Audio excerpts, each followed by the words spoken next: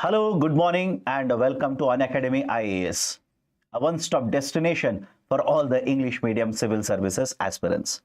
This is Shyam Kaggod here, bringing you the Hindu news analysis dated 1st April 2025. Now, before I tell you the list of the topics and start the discussion, the 1st of April is an important date. The 1st of April basically signifies the fact that we are entering into a new financial year. Now, to begin with, I have a very simple question to all of you. Do let me know what is the answer to this question in the chat section. Why is that India follows the April to March as a concept of a financial year? Is there any significance of continuing the same trend rather than shifting to the system where calendar year is taken as a financial year? Why it has not been adopted? Any importance? Why we follow 1st April to 31st of March as a financial year? Do let me know in the chat section. Now, this is the list of the topics that I have taken up for discussion today. Total 8 articles. 6 of them are from Delhi edition of Hindu newspaper, and 2 of them, that is one from Indian Express and the second one from Hindustan Times. This has been done in order to ensure that the discussion will be comprehensive in order to address all of your questions or the doubts which will help you in acing the upcoming civil services examination. If you like this initiative, do hit the like button, and if you yet to subscribe to our YouTube channel, kindly do it right now. Now let me start the discussion. The first article, I've taken this from the Indian Express, Labor at the Center. The article discusses important issues and what should be done going forward in order to address the issue of labor in India. To begin with, point number 1, the working age group in case of India, that is essentially start from 15 years, 15, and goes up to 59 years. The number of people who have been added to this working age group since 2017-18 in India is around 6 crore people. I'll repeat this. From 2017-18 till now, total 6 crore people have added to working age group.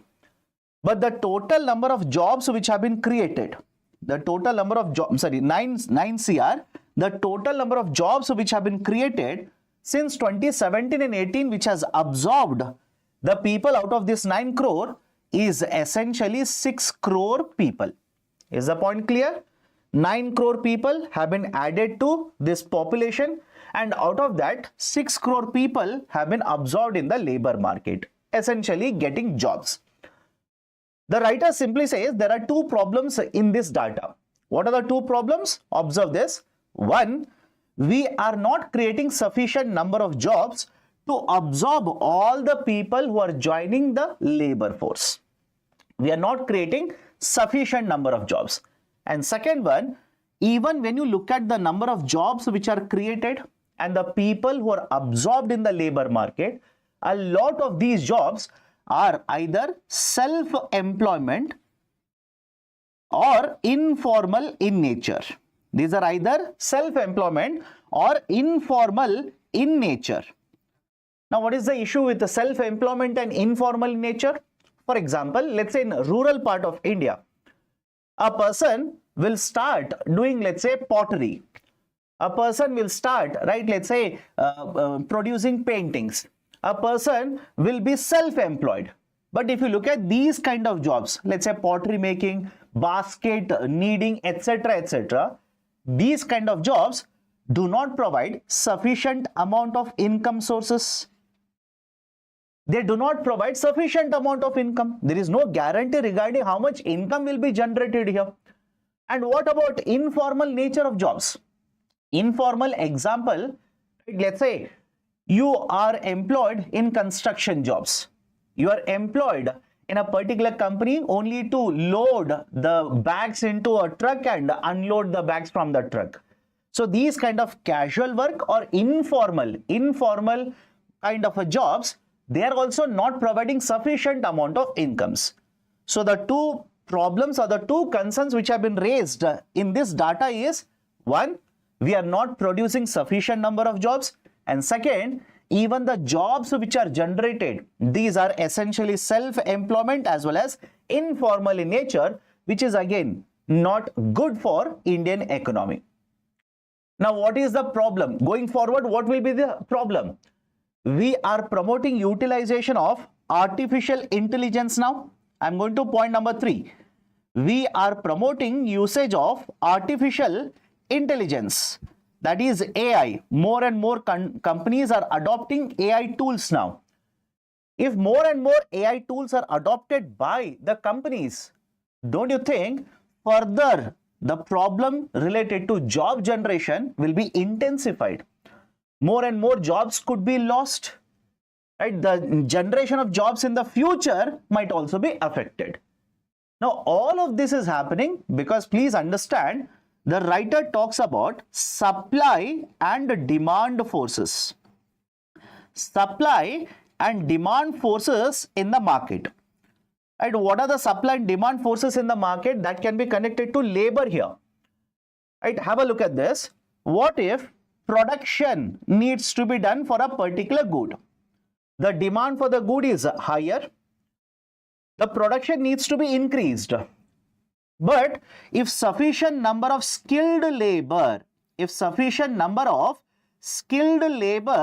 is not available, obviously it will lead to what?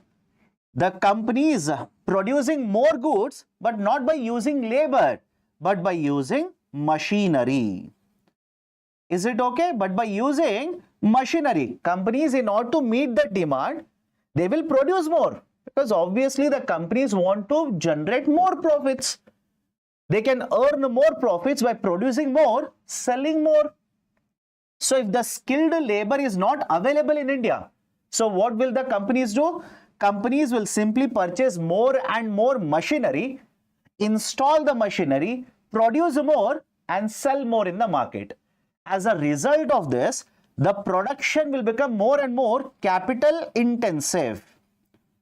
The production will become more and more capital intensive, and the production which is labor intensive will be lesser. All of you able to understand this? Capital intensive essentially means we are producing more, but not by hiring more people. We are spending more money to purchase machines. It is capital intensive. More investment into capital intensive. So what is the issue here? Already the problem is sufficient number of jobs, no. Quality of jobs, problem. And going forward, if the skilled labor is not available, in fact, there's a problem of skilled labor availability in India. That's a fact, by the way. There's a problem of skilled labor availability. For example, economic survey says hardly around 12% of the labor in India is skilled. What about other countries? You take China. More than 25% of the labor is skilled. You take South Korea, Germany, Japan for that matter. More and more number of or percentage of the labor is actually skilled in those countries compared to a country such as India. So skilled labor availability much lower.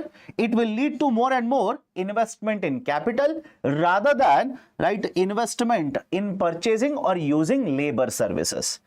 And don't you think this will have repercussions in the market in terms of less incomes generated by households, less number of jobs for job seekers in the Indian market, less salary means again it will have an impact on consumption demand. It will have an impact on the demand for the goods and services in the market. So we need to address all of it. So what has been done by the government? The writer simply says Government of India has implemented schemes. Listen to me now. The Government of India, very interesting discussion by the way. The Government of India has implemented a scheme by the name of PLI, Production Linked Incentive.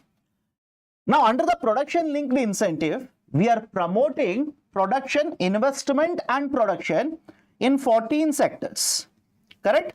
By providing incentives connected to the overall sales, or let's say incremental sales, the government is promoting production in 14 sectors, investment, job generation, etc. But here also the writer says there is a problem. we have not planned correctly, there is a problem. What is the problem? Whenever you divide the skilled labor that is available, even the skills can be divided into, right, essentially high skills, medium skills and low skills. Is it okay? High skills, medium skills and low skills. Now somebody will ask me, sir, I'm a newcomer. Tell me, what do you mean by high skill? My dear, you want to manufacture, let's say, electronics. You want to manufacture drone components. Don't you think you need people with very high skilled level or high skill sets? It is. Another example, semiconductor. You will require labor which has very high skill sets. But on the other side, you need to manufacture, let's say, a pottery. You need to manufacture a textile product. Do you require high skilled labor or high skill sets? No. Right, the medium and the low skill set will be sufficient.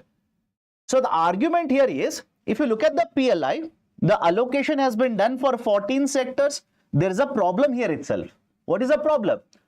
Take example of electronics. PLI for electronics has been announced by the government. How much is the allocation? Allocation is more than 22,000 crore rupees. Is it okay? The allocation is more than 22,000 crore rupees. And on the other side, take example of food processing, which is also covered under PLI. What is the allocation for food processing? It is around 11,000 crore rupees.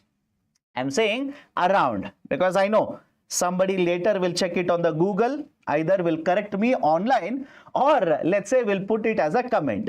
It is 10,900 crore rupees, but I'm rounding off, right? It has 11,000 crore. Same thing in the context of 22,000 crore rupees.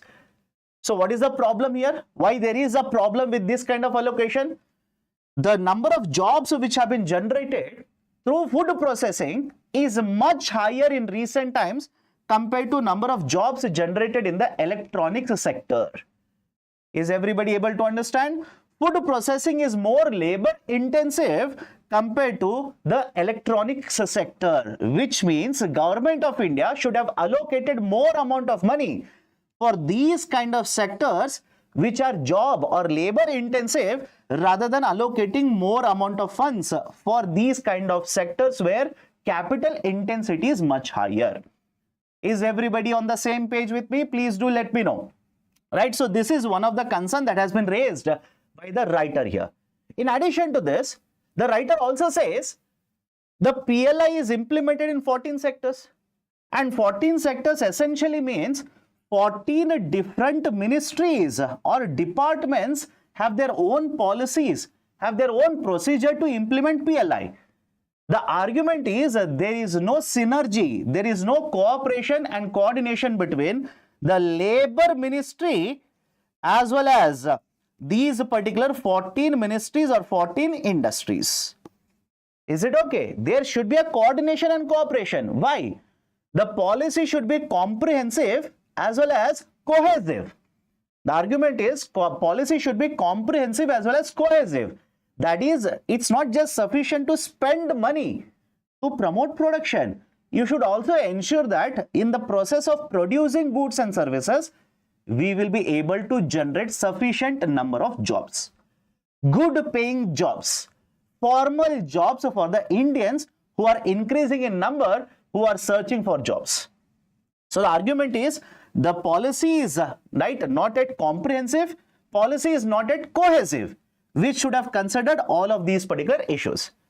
In addition to this, there is one more policy which is mentioned, ELI, Employment Linked Incentive. ELI, Employment Linked Incentive. This Employment Linked Incentive was announced by the government in the budget 24 and 25. Under the Employment Linked Incentive, Government of India essentially provides incentives or let's say certain financial assistance to the companies which are generating jobs. How? For example, let's say I provide a job to a newcomer. I will have to make payment. I will have to make certain amount of payment in the form of the Employment Provident Fund, EPF. Certain expenditure will be shared between the center as well as the company here, so that the companies will not be bearing the complete burden of paying for employment provident fund. The argument is simple here. Employment linked incentives have been announced by the government.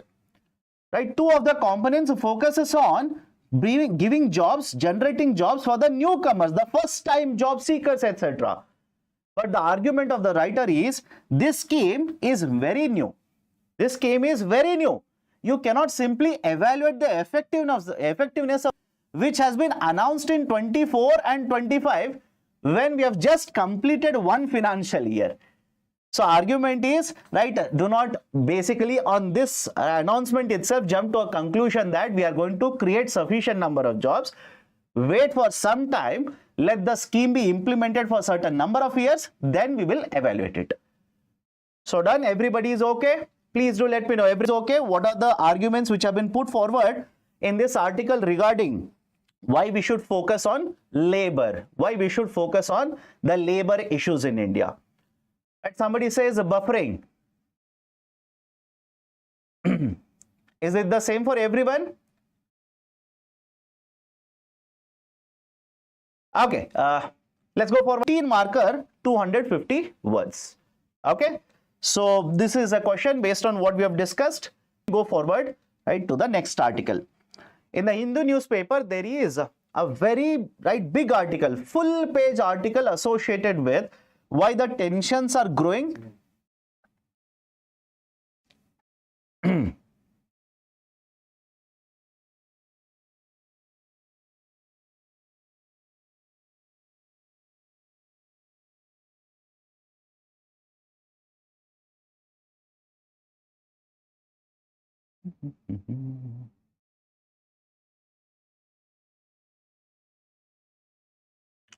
Okay, am I audible and visible now?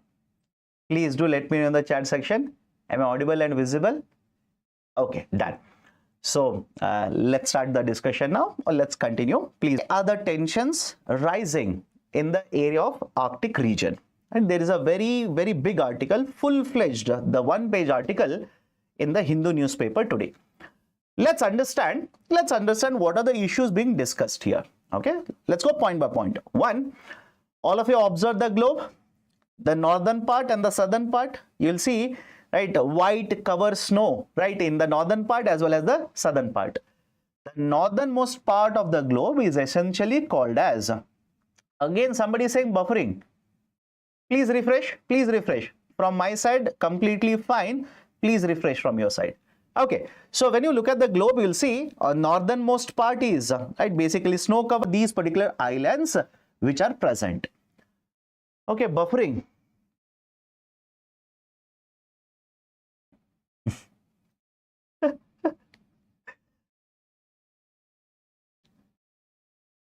Just a second, we are checking. Just a second. Okay, now please do let me know. Am I audible and visible? Am I audible and visible? Sanjana Gupta, hum kar rahe. That's what we are doing. Don't worry. Ha. Let's continue. Okay, so the point I was discussing is, when you look at the Arctic region, right, basically it's a snow-capped area, snow-covered area. Okay, so there are multiple countries which have come together to form Arctic Council. There is something called as the Arctic Council, and these are the countries which are part of Arctic.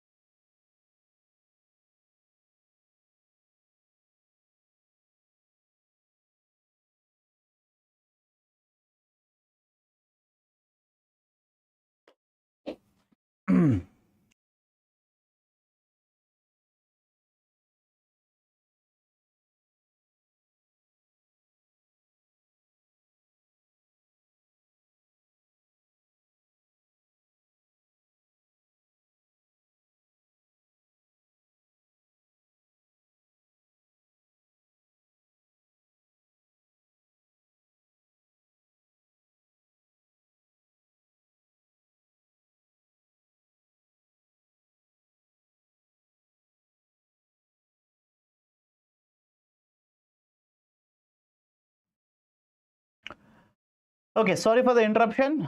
Before we continue, please do let me know in the chat section that I'm audible and visible for everyone.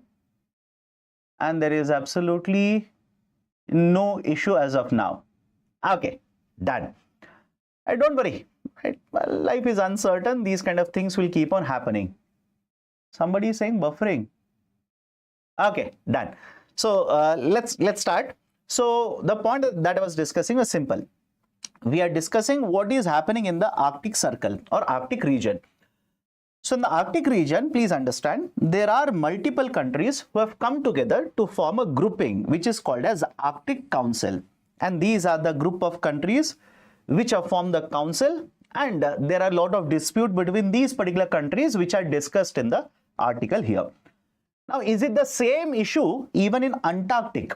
Please understand, in case of Antarctica, there is a treaty. There is a particular treaty which was signed by 12 countries. 12 countries, and this is associated with Antarctica, not Arctic, Antarctica. So there was a treaty which was signed in 1959 by 12 countries. And if you're wondering, sir, is India part of this? Absolutely no. It was not part of the 12 countries earlier, but later it has joined. As of now, there are totally 58 parties, including India, which is essentially following this particular treaty. And what does the treaty essentially say?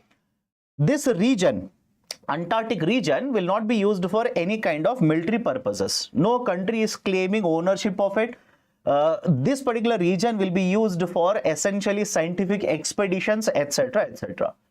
So what about in the context of Arctic? So I said there is a group of 8 countries which is called as the Arctic Council. Now there is a fight or there is a frictions amongst these particular countries to claim ownership, to claim let's say rights of certain region, etc., etc., which is happening between or amongst these particular 8 countries.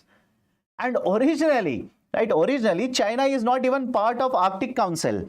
But even now, China is interested in this particular region and is saying we are near Arctic country or very near to Arctic region. So we should also have certain claim, we should also have certain ownership there. And just to make you understand, what is the situation, why these particular countries are fighting or raising claims, etc. I've given multiple maps here. Please have a look at all of these particular maps. Questions can be asked associated with mapping. For example, this is the Arctic Circle. Right here is China. China says we are very nearer to Arctic region. Russia is claiming certain ownership of certain regions in Arctic. USA, Canada for that matter. All these countries are fighting, having a lot of frictions in the region. So what are the important points? Let's go one by one. This particular region is not just important for security purposes. It is not just important for security purposes. There is also issue of trade here. Using the region, trade can be conducted. Issue of, let's say, even the resources such as minerals. So the important reasons why multiple countries are claiming ownership, trying to fight each other, etc., is because of security, that is a defense purpose, because of the trade, because of the minerals. For example, according to the report which was published by USA, huge amount of natural resources such as oil, such as rare earth minerals, etc., are present in this particular region of Arctic. And with the climate change that is happening, the ice caps are melting, and with the melting of ice caps, essentially what will happen? Now the countries are interested in mining, getting access to the mineral resources, etc. This is point number 1. Point number 2. There are also frictions between multiple countries. For example, the remaining partners or remaining countries in the Arctic Council are part of NATO. The only country which is not part of a NATO, which is present in Arctic Council, is Russia. And in recent times, there have been a lot of destabilizing talks, or let's say a lot of frictions between Russia on one side and other countries on the other side. For example, Russia is claiming certain ownership or certain, let's say, rights over this particular region of Arctic. And this is, understand, this is possible because there is a law called as UNCLOS, UNCLOS, CLOS, United Nations Convention on the Law of the Sea. United Nations Convention on the Law of Seas, UNCLOS or UNCLOS. And the UNCLOS basically has a provision which basically provides for the exclusive economic zone. What is this exclusive economic zone? From the shore, that is, let's say sea, from the shore up to the extent of 200 nautical miles, you have the right to conduct economic activities. That is called as exclusive economic zones. But if your land mass, right, I hope you understand, if the land mass on which the country is present, if the land mass basically extends beyond 200 kilometers below the sea level, if the land mass extends beyond 200 kilometers, then you can claim rights beyond the EEZ as well. You can claim the rights over 200 nautical miles as well. So this particular provision has been used by multiple countries now, and these countries, all of them, are claiming the same region in the Arctic, right, region or Arctic circle as such. So one country says this should belong to me. The second country says no, look at the particular extension of my land mass. It is also going beyond 200 nautical miles. I should get the claim over, etc. So this is the second very important point. Third very important point, why it is important security wise. Why it is important security wise? Security wise it is important because if you look at this particular, right, let's say map here, right, the access to the North Atlantic Ocean, if Russia wants to get access to the North Atlantic Ocean, the way for Russia is to basically go through this particular area or this small area between the Greenland as well as the United Kingdom. And that is essentially referred to as a GIUK gap. GIUK gap. And again, don't basically start scratching your head. GIUK stands for Greenland, Iceland and United Kingdom gap. GIUK is Greenland, Iceland and United Kingdom gap. So this is this particular region through which, right, Russia can get access to, right, let's say the North Atlantic Ocean. And that's the reason USA is very much worried about it. Worried in the sense, if I can control, if the countries here who are our allies can control which vessel can enter, which, right, let's say defense ship can enter, etc. If all of this can be controlled, access to North Atlantic Ocean for Russia will be limited. Right? That is one issue.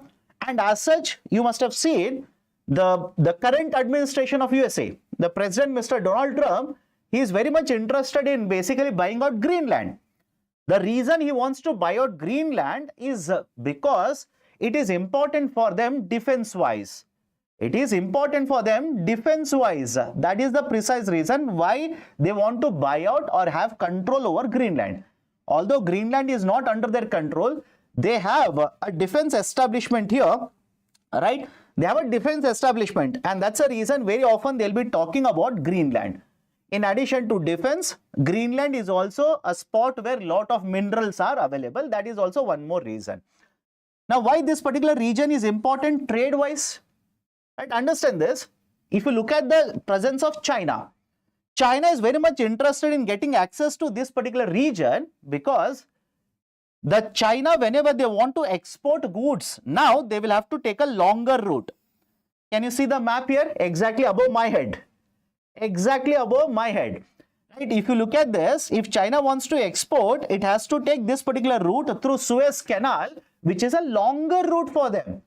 Rather than this, if they can get access to this Arctic Circle region, if the snow melts and if it is easy for them to transport, they want to get access to that particular region. Hence, they are also claiming certain right over the access to Arctic Sea. Right? Because it will be cheaper for them to transport, shorter distance covered, they can get easy access to the other part of the world instead of going through Suez Canal. Right? So this is the precise reason why multiple countries within the Arctic Council are having a lot of frictions amongst themselves, and this is increasing the tensions in this particular region of Arctic. In addition to these particular frictions, there is also friction between Canada and USA. As such, already Canada and USA have a trade friction. USA president says Canada is the 51st state of the USA. Canada has shot back, having higher tariff or imposed a retaliatory tariff on USA's exports, etc. Now there is one particular region, please make a note of this. This particular region which provides access, which basically provides access, right, through these particular regions to Bering Sea, right, via Banks Islands, Victoria Islands, Baffin Islands and Baffin Bay. At these particular regions, USA says they have a claim over it, and Canada also says this is an extension for us. This is an extension, so we will also have the right over it. USA doesn't want the Canada to get access to the rights because this is a very important trade route for them. And that is a precise reason there is a friction between USA as well as Canada as well, associated with, right, the Arctic region. So these are certain important points. Although the article is full page, please don't waste your time in reading everything. Focus on the important words, important terms and important, right, let's say routes, islands, etc., seas, oceans, where questions are probable to appear in the preliminary examination. Done? Okay, so this is a discussion associated with what is happening in the Arctic region. There is one MCQ, MCQ number 89. Consider the following statements regarding Antarctic Treaty. It allows the member countries to claim sovereign rights over land in Antarctic and deploy military to protect it. It was signed in 1959 and implemented from 1961. India is a founding member and, right, one of the original 12 countries to sign it. How many of these particular statements are true? Please do let me know. Otherwise, I'll give you the key answer at the end of the discussion. Next article. HAL has supplied a tech to Russia. There is one allegation that has been put forward in the newspapers, that is the New York Times, NYT, New York Times, which has alleged that a company from UK has supplied certain sensitive technology to HAL, and the HAL, Hindustan Aeronautics Limited, has supplied certain sensitive components or sensitive technology which they are not supposed to Russia. Very simple. This is allegation. Everybody is okay? The company names are given. Don't worry, right? Don't worry then about the names of the companies. What is the allegation done here? UK has supplied certain sensitive technology to HAL, Indian company owned by Government of India. And HAL has supplied this particular sensitive technology to one more company in Russia, which is again associated with defense. So why is this allegation being levied? What are the concerns? What are the problems associated with such an allegation? Because the Government of India simply says all these allegations are baseless. Basic background checks have not been conducted by this newspaper, right, to basically check and find out if there is something wrong with all of this, etc. All of these are false allegation. It has been done to create a narrative against this kind of a company. The problem is very simple here. After Russia attacked Ukraine back in 2022, the Western countries, G7 group of countries, imposed sanctions on Russia.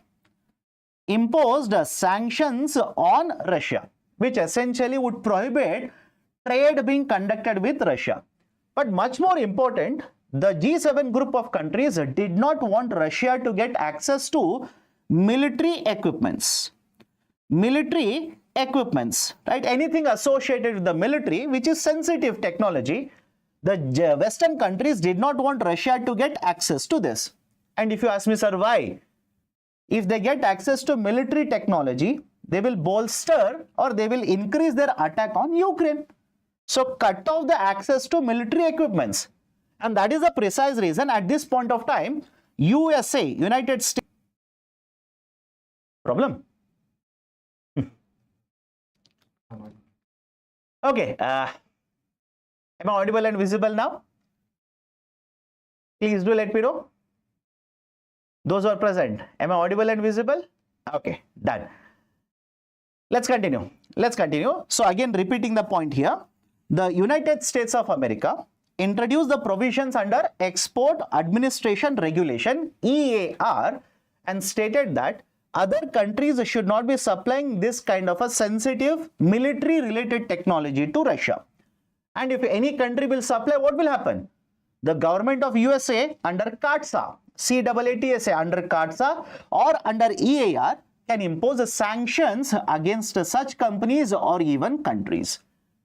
Despite imposing these kind of sanctions, if you look at it, India's defense exports and imports from Russia have continued to happen. We have purchased a lot of military equipments from Russia without being sanctioned under CAATSA as of now. So, but now the allegation is certain equipments associated with aviation, right? Aviation, that is fighter pilots, etc. Certain equipments were exported from UK to Hindustan Aeronauticals Limited, and HAL has used these components to export military related technology to Russia. Now somebody will ask me, sir, how will they come to know? How will they understand what we have done? Very simple. Whenever you talk about imports and exports, there is a concept called as a harmonized system. Harmonized system, that is every import and export, there is an identification number that is attached to it. Just like when you purchase something from, let's say, a store, they will scan the barcode. The barcode is an identification for a particular product. So in the same way, import and export, there is a number which is given to it.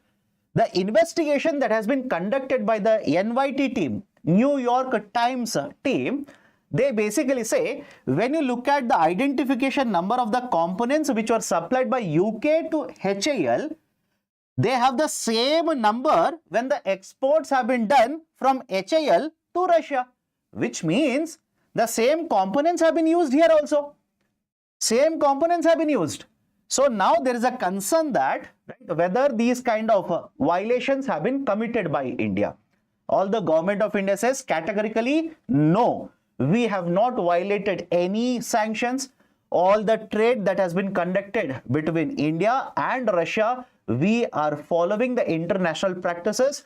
Nothing wrong has been committed by HAL. In fact, the government of India has alleged that the basic background checks have not been conducted, and this particular piece is a hit piece which has been produced with an intention to malign the relations between India, USA, India, Russia. Done, right? So this is basically right update, or let's say this is what has happened in the last 2 days associated with let's say the exports, defense exports done between India and Russia.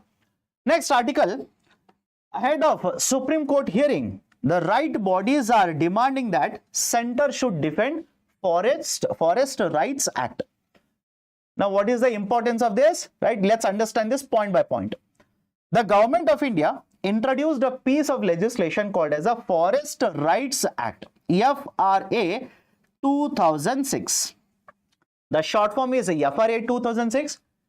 The full name of this is the Scheduled Tribes and Other Traditional Forest Dwellers Recognition of Forest Rights Act of 2006. Now, what was the importance of this particular act? The government of India basically stated that historically, if you see, the people, let's say tribals who are located in the forest region, they want to get access to the produce of the forest. They want to cultivate, right? Continue cultivating in the forest. They want to reside in the forest, etc. But historically, no law has been introduced to protect their rights. They have been discriminated. There is no law, etc.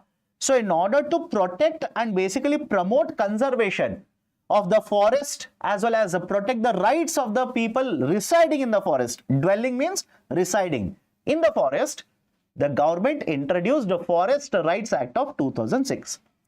Now under this, essentially the people, right, the people, for example, let's say people from scheduled tribes, if they wanted to continue to reside and let's say claim over certain land for cultivation, get claims over, let's say, forest produce, etc., there was a process of recognition of their rights.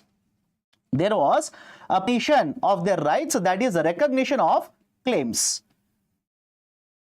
Okay, so far so good. We would identify who has the right claim, whether these people should be allowed to enter into forest or not, whether they should be allowed to, right, collect produce from the forest, whether they should be allowed to cultivate in the region which is considered as a forest.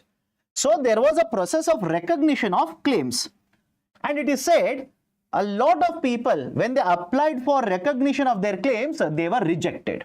They were rejected.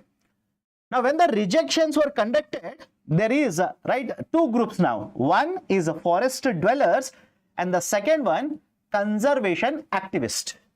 Those people who want to preserve the forest in its original state. Those who want to conserve what is there in the forest do not allow for human intervention, human activities in the forest. So the conservation group, right, basically approached the Supreme Court of India, filed a litigation. And their argument is those people whose recognition of claims have been, right, discarded, have been rejected, they should be removed from the forest.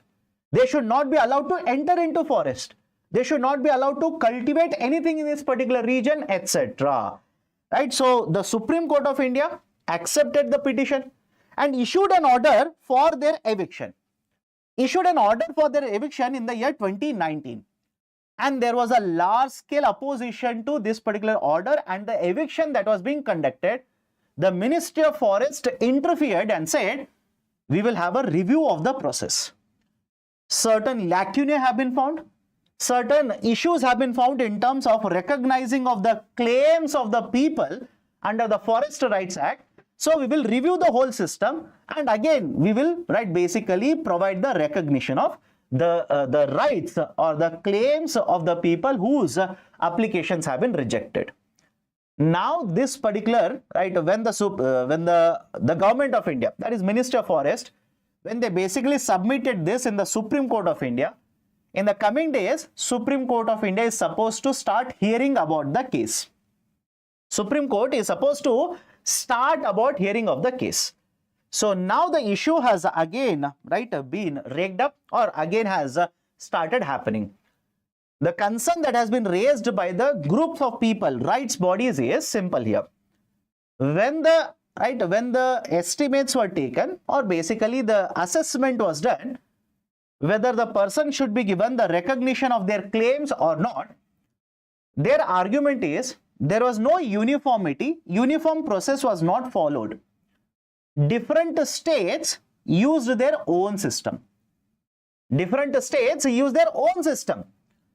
Right now the issue is when the system which has been used to identify from one state to another state is different, no uniformity, there is always a problem here.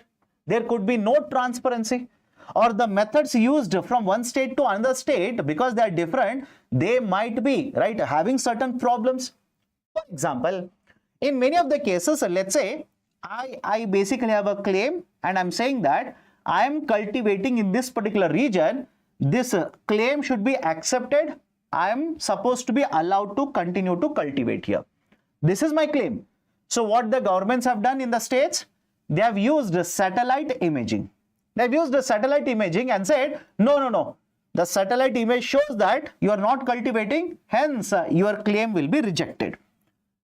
The argument of the rights bodies is, how can you use a technology only without going to the ground and checking whether am I actually cultivating or not, whether am I actually residing or not, whether am I dwelling in this region or not? How can you basically decide it only on the base of, let's say, satellite imagery? So the argument of the rights bodies is simple here. Supreme Court of India's directions have not been followed strictly either by the government of the center or the state. In lot of cases, applications have been accepted again, rejected again. Why? These kind of different methods have been used from one state to another state. Third, in many of the cases, satellite technology has been used as a proof to reject the claims without going to the ground and checking whether these are present or not, whether this is fact or not. So these are some of the claims against the practices which have been implemented against the identification of recognition of claims by the Tribal Affairs Ministry across the states here. Right. So citing all of this, now the rights groups are saying, at least now when the Supreme Court of India will start hearing the case again, fight for us. Right, fight for us. Do not allow only one side to be presented. Right, please fight for us. Provide the data to the Supreme Court so that we can be given our rightful claim, because we have been present in the forest region for generations now. This is their counter argument. The argument of conservationist is we should allow the forest to be remaining in the same pristine form without any human interference. We should not allow these people to enter into forest. It will create a destabilizing effect.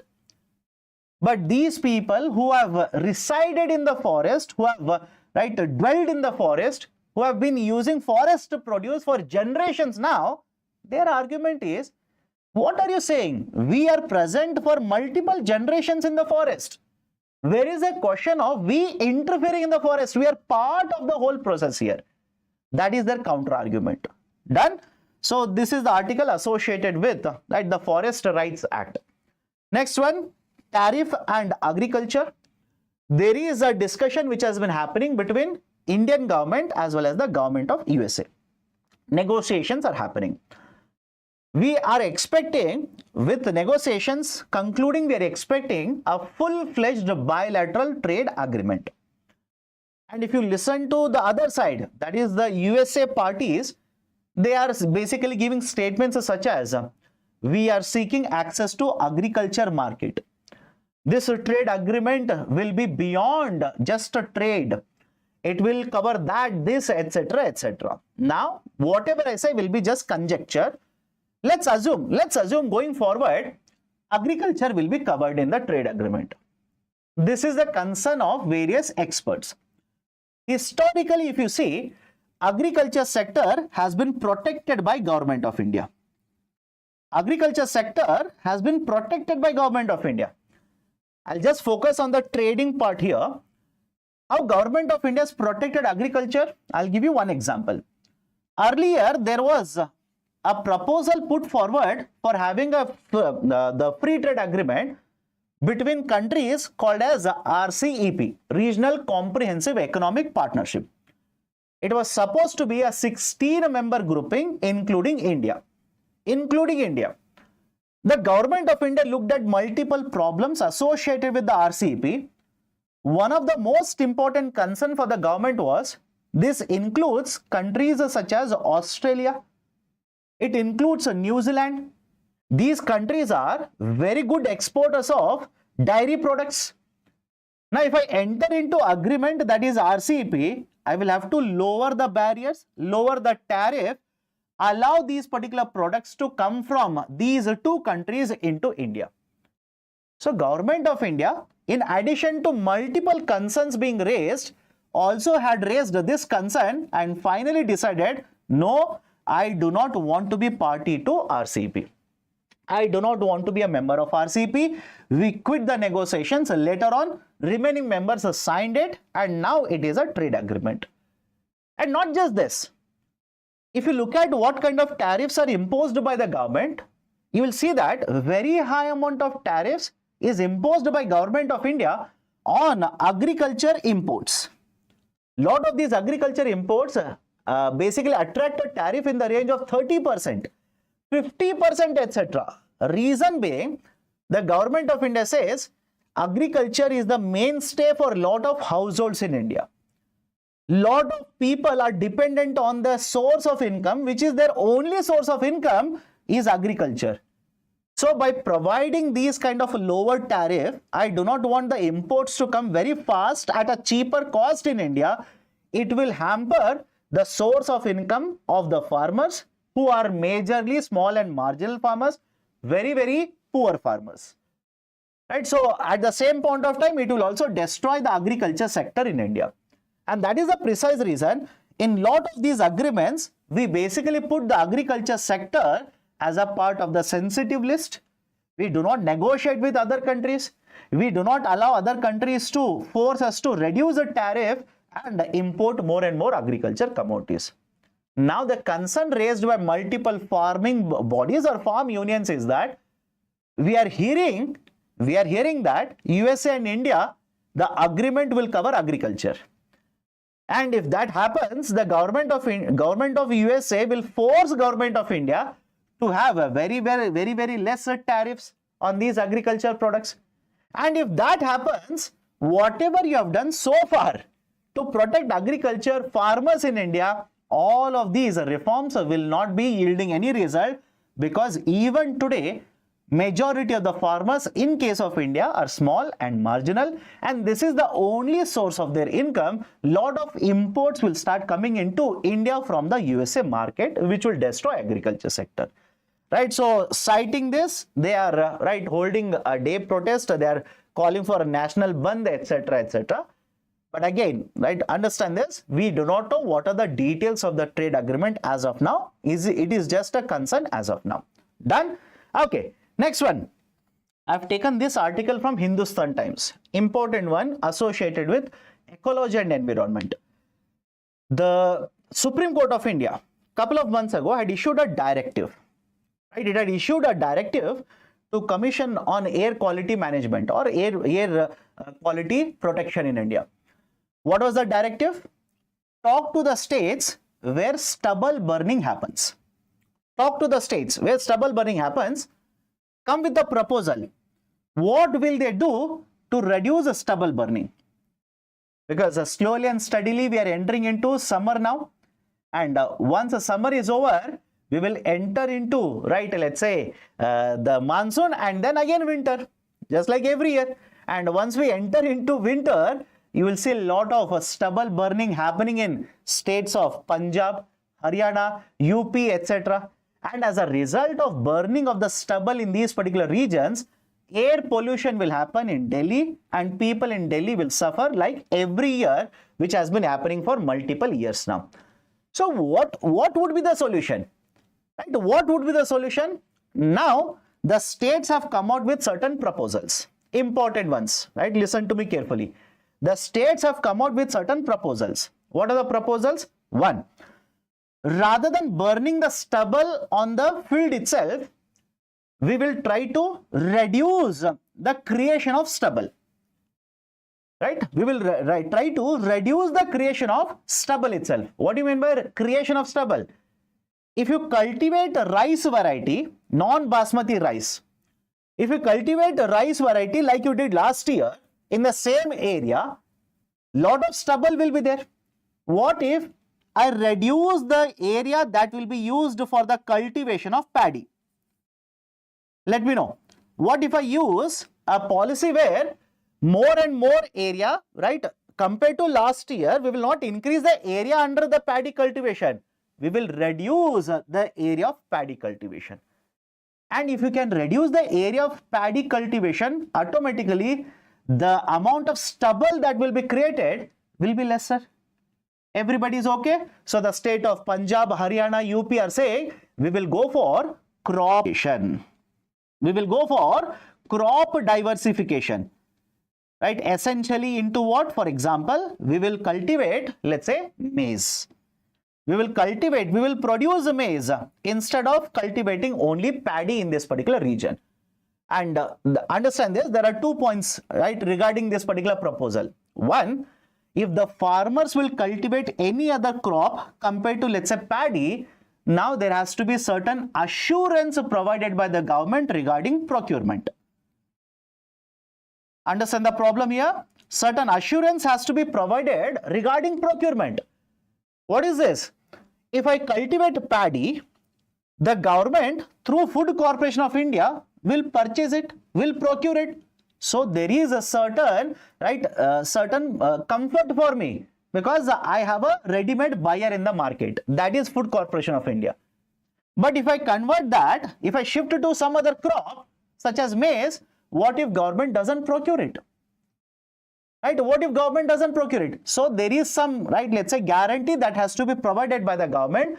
If they go for a crop diversification, will the government procure it?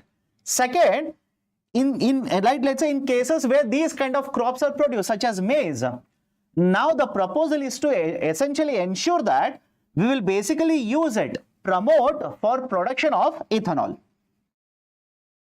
We will promote using this for the production of ethanol. Let's diversify the crops. You're worried buyers may not be there. Let's basically promote production of maize in that case. Right, there is ethanol production. You can cultivate it and sell it to produce the bioethanol in that particular state. So that will address your problem of not having buyers in the market. Right, so this is one argument. Second very important point is, sir, you will reduce the cultivation of paddy. But as long as paddy is cultivated, stubble will be there. You're not eliminating cultivation, you're reducing the cultivation. What will happen if there is a stubble which is present? In such cases, listen to me carefully. Stubble, now the state governments are saying, we will try to find out where we can divert the stubble, right, for industrial purposes. If we can divert the stubble for industrial usage, can we do that? We are trying to find out. If we can divert it for industrial usage, rather than burning, we will sell it to industrial use. And in addition to diversion for industrial usage, we will also try to find out if we can use the stubble as a fodder for animals. Can we use the stubble as a fodder for animals? We will also try it out. Right, so first is reduce the cultivation, second one is a diversion, and third one, right, important one, the states are proposing direct seed rice, DSR, direct seed rice. Right, what is this direct seed rising? Please understand, or direct rice seeding. Argument is, generally if you have seen this, whenever the rice is sown or whenever the sowing happens, you will see small saplings being held by the farmers, and they'll keep on putting this along the let's say row like this. All of you have seen this either in the movies or in songs or in your life itself. Right, so you will see farmers holding a bunch of these particular small saplings. They'll take one and move forward. They'll keep on putting like this. This is essentially transplanting. This is called as a transplanting, where initially somewhere else seeds are sown. Seeds will lead to sapling. They will take the saplings and then start sowing in the let's say field. Instead of this, now there is a new technology, direct seeding. Direct seeding. What happens in a direct seeding? Rather than seeding or sowing the seed somewhere else, we will directly sow the seeds in the farm itself. Is it okay? Directly sow the seeds in the farm itself. And what is the benefit of it? The experts argue that with the DSR, now the cultivation cycle will become shorter. Is it okay? With the DSR, the cultivation cycle, that is how many days are required for developing the saplings, then sowing them here, then harvesting, etc. The number of days required will be shortened. And when the number of days will be shortened like this, the farmers generally start burning the stubble because the winter is coming. They want to create land, or they want to have land for the next cycle. If I can reduce the time period that is taken for the cultivation and harvesting, farmers will have sufficient time now. Even if the stubble is there, they will have sufficient time to prepare for the next cycle. Rather than burning, they will carefully dispose of the stubble. Everybody is okay? So these are the 4 very important proposals, including these 2. Don't say you have written only 3, but you are saying 4. Right? So here is one and here is the second. So these are the 4 very important proposals that have been put forward by the states to the Supreme Court of India. The hearing will continue to happen. Okay, so be very careful. If at all questions are asked, you should be able to answer taking these examples. Okay, now let's go forward. GST e-invoicing framework. There are certain changes which will come into force from today, 1st of April. These will come into force from today. Now, what is this GST e-invoice? GST e-invoice, please understand, essentially a system where a manufacturer will have to submit the data to generate an invoice. Right? Identification number is created. I know, you please don't worry. Okay, understand this. Imagine I'm a producer. I've created multiple units of this particular pen. You are a buyer. I will have to log on to a particular website, submit all of this data, and an invoice is generated. Right? This is also referred to as RIN, right? Invoice number, registered invoice number. RIN is created. A QR code is also created. This is called as a GST e-invoicing. Now, what is the importance? Why you should study this? In the earlier system, right, before GST was implemented, there was a lot of tax evasion. The producers used to produce, sell in the market, generate a lot of money, but when it came to the question of paying taxes, they would underreport a lot of their production and pay very less amount of taxes to the government. Tax evasion used to happen. Even under GST in the beginning, it was found that there is a certain instances of tax evasion. So Government of India over a period of time has implemented multiple reforms to address this particular issue of tax evasion.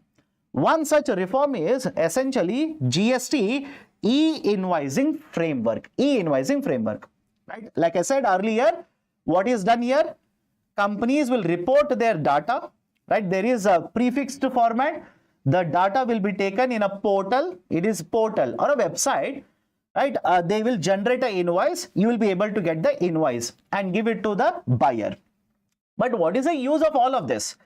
My dear, when you submit the data on the portal saying that I've produced 100 units of it and per unit it is 10 rupees, which means you are telling the portal you have produced 1000 rupees worth of goods. Correct? You have produced 1000 rupees worth of goods. This data will be automatically taken when you file the GST returns. What is the meaning of GST returns? You will have to submit documents and pay taxes to government. So the government in the portal, automatically this particular data will be pre-filled, which means from the stage of generating invoice to the stage of paying taxes to Government of India, you cannot quote different amount.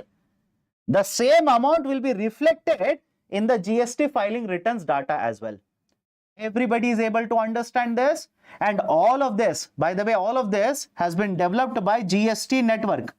It is monitored by GST network. All of you heard of this? GST and GST network. Now going forward, somebody will ask me, sir, are all the companies supposed to generate invoices? Answer is, there is a threshold. There is the turnover threshold. The threshold right now, remember this can be asked in the preliminary examination. Now, the threshold has been reduced to 10 crore rupees. Any company which has an annual turnover of more than 10 crore, they will have to generate GST e-invoices in the next 30 days. They will have to generate the GST e-invoice.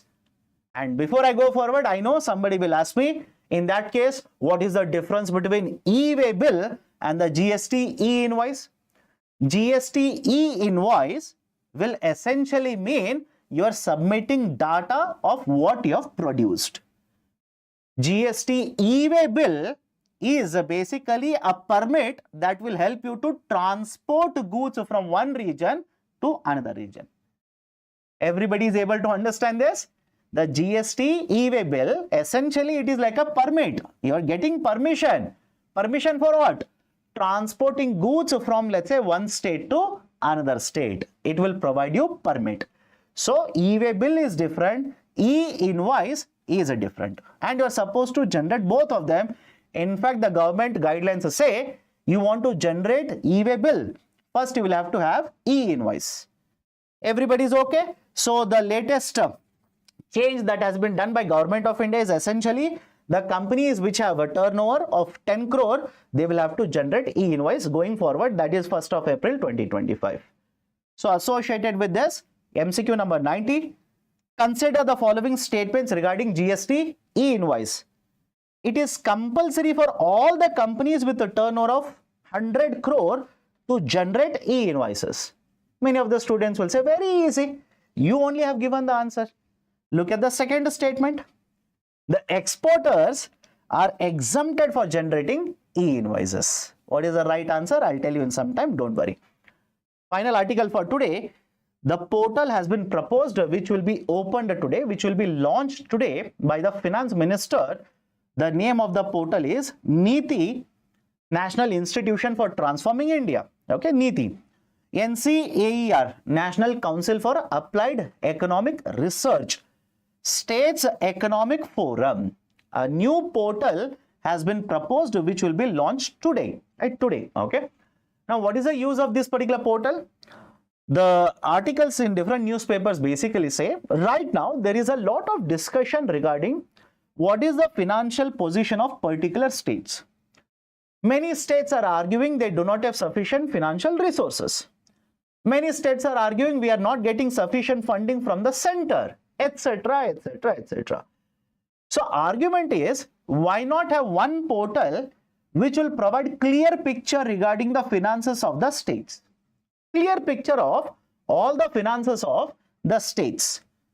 So the portal which has been set up, which will be launched today, has basically four very important aspects or four important areas. One is state reports, which will summarize a macro and fiscal landscape of 28 states. What is the situation of all these 28 states in terms of their finances? That will be given in the form of a summary. There is a data repository which will provide database of these particular states under demography, under economic structure, right, their financial health, their health outcomes and the situation, and the education sector, etc. There is also a component called as state fiscal and economic dashboard, which will provide graphical representations of different variables. And finally, the fourth parameter that will be covered in the portal will be the research and commentary. This will have extensive research done on the state finances as well as the critical aspects of the state finances. It is a repository of all the research that is being done on the financial health of the states. So this particular portal will be launched by the finance minister today. This is the name of the portal. Remember this, it can be asked in the preliminary examination. Done? So these are the important articles I wanted to cover for today's Hindu newspaper or from today's Hindu newspaper along with Indian Express as well as Hindustan Times. Now, what are the answers to the MCQs? MCQ number 89, the Antarctic Treaty. It allows the member countries to claim sovereign rights over land in Antarctic and deploy military to protect it. Absolutely no. And some of you will ask me why it is not allowed, etc., etc. My dear, this was signed back in 1959. Right, 1959. So I hope you understand the situation back then was completely different compared to what is the situation today. And we had just finished our Second World War. We were just out of the Second World War. At that particular point of time, the situation was completely different. So the agreement was to basically protect that region. Do not allow a single country to have sovereignty over it, control over it, etc., etc. Okay. It was signed in 1959 and implemented from 1961. Yes. India is a founding member and one of the original 12 countries to sign it? No. India joined later from 1983. It is not a founding member. Okay. So only one of the statements are true. Question number 90. Consider the following statements regarding GST e-invoice. It is a compulsory for all the companies with a turnover of 100 crore to generate e-invoices. No, 10 crore rupee. Right, 10 crore rupee. Minimum is 10 crore. Any company with a turnover of more than 10 crore has to generate e-invoices. Second, the exporters are exempted from generating e-invoices. Absolutely no. Right? Even the exporters will have to generate e-invoices. If you're wondering why do we require these kind of e-invoices from, let's say, a seller's perspective, you need to claim input to tax credit. Correct? All of you, please do let me know. You need to claim input tax credit. That is, when you purchased an input, you paid GST. You need to get it. On what basis does the government provide? You need to file the GST e-invoice data. You need to provide this particular data through GST e-invoice. Government will collect the data, analyze and say, okay, you are supposed to get 10 rupee input tax credit. You are supposed to get 20 rupee ITC, etc. All of that will be essentially applicable even to exporters. Even to exporters, they also want to claim ITC. Okay. So, right option for question number 90 will be option D, none of the statements. Now, let me address some of the questions from the yesterday's video's comment section. I took these questions from the yesterday's video at around 7 p.m. last night. Okay, around 7 to 8 p.m. Is a TLTRO long-term repo operation quantitative or qualitative tool? My dear, it is a qualitative tool because it is targeting. It is targeting specific area. But to be very specific here, generally in the traditional tools of RBI, traditional tools, when you look at the, let's say, the flow chart, or when you look at the tools which are given in the books, etc., TLTRO is not mentioned. But it targets a specific region. It changes the money supply in a specific region. Okay. Is there any difference between income, revenue and wages? Wages generally are paid on day-to-day basis or on hourly basis. Whereas revenue is essentially the salary that you have generated. Income is a very neutral term. Income is a very, very neutral term. Income basically would refer to any source of revenue that you have generated. Any source of money that is there is called as income source. Please explain situation of middle income trap. Middle income trap essentially means a country is, or let's say countries around the world are divided. Low income country, mid income country and high income countries. This is the classification, one classification. The middle income trap basically says many of the countries will find it very easy and very quickly they can move from low income country to a middle income country. Very quickly they will migrate like this. But once they reach a middle income category, then they will get stuck up there itself. Because of multiple reasons, they will get stuck up there itself. They will find it very difficult to migrate from middle income to high income country. And because they're stuck in the middle income, this is called as a middle income trap. Please clarify between CPI and WPI, which of them is used for inflation? My dear, both are measures of inflation. CPI and WPI, both are measures of inflation. But in terms of policy making, Reserve Bank of India uses CPI. For policy making, RBI uses CPI. CPI is used as a policy indicator or nominal anchor. And regarding CPI and WPI, respectively, CPI and WPI, 697 commodities, all goods published monthly. CPI, I'll take up only the overall. CPI 299 commodities, goods plus services. Goods plus services. Okay.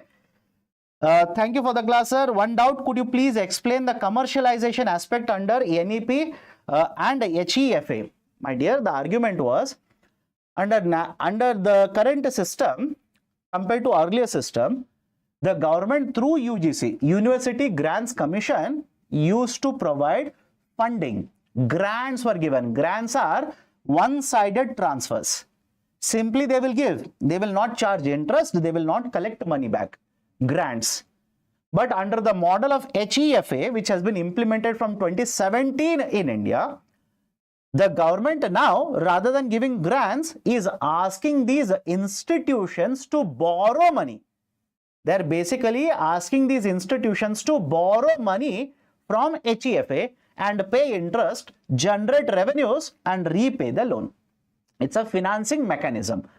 So the argument is, if these institutions, rather than getting funds like this through grants, will borrow and develop infrastructure in order to generate money to pay back the loan, to pay interest, they will start increasing the fees.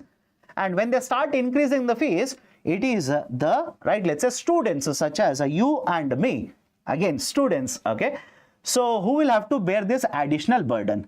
So that will hamper, that will basically affect the accessibility to education or affordability to education. Done? Okay, so these are the things. Any questions from your side? Ishwar, UPSC lover, developed and developing. My dear, there is no fixed definition for developed and developing. Under WTO, there is a concept of a self-declaration. Self-declaration. What is this concept of a self-declaration? The member countries will have to decide whether they are developed or developing. They will self-declare it. Okay. What is a DX Edge? DS Edge essentially is a new initiative that has been launched by Niti Aayog and the Confederation of Indian Industries and AICTE. It is just like a platform which has been set up in order to provide assistance or hand-holding services to MSME sector. Because a lot of these micro enterprises, they do not know how to use a technology, what kind of technology to use, etc., right, to provide hand-holding services and help these particular companies grow.